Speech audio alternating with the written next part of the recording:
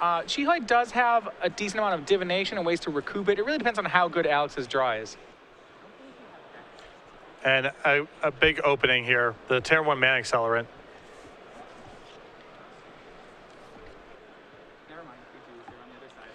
This opens up Alex to potentially have a Planeswalker here on turn 2, which can really set Chihoy behind. Yeah, looking at Chihoy's deck, he does. Yeah, he's running a lot of card advantage here, but we'll see. He just wants land drops right now. What he has to hope is that Alex is a hand full of a lot of creatures, a lot of things that maybe Verdict could 2-for-1 or 3-for-1. But if Alex is heads up, I don't think he'll play it that way. His hand may not allow him to do otherwise. The big thing here is just the number of Planeswalkers he brings to the table. On 5 cards, Chihoy can still be a draw full of creatures because Supreme Verdict is that good, but he's unlikely to be able to keep up with Domri and Xenagos. Yeah, Alex just drawing a lot of creatures. I think, as you said, Jund kind of dictates your game plan a bit. Right. You play what you draw.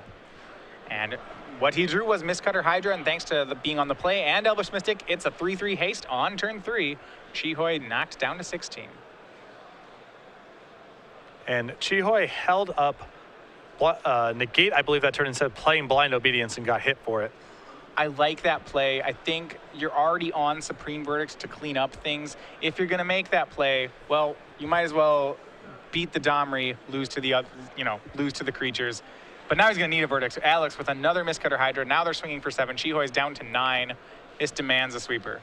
Yeah, this is pretty ugly here. I mean, Chihoy holding up counter spells here and just getting grilled by Mistcutter Hydra. I believe he does have the untapped land, so it's possible for him to top deck out of this.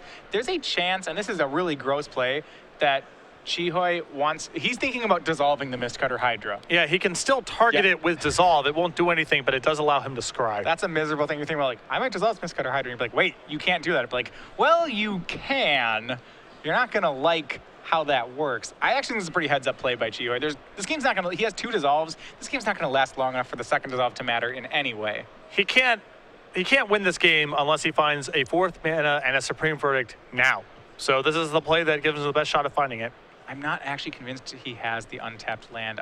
If he doesn't have an untapped land or a Verdict, I don't think, he only has 1 draw to work with. Chihoy down to 9. Can he draw out of it on a mulligan to 5? This is a tough matchup. He draws Sphinx's Revelation. That's not going to do it. I don't even believe he has the land. And this is most likely going to be game.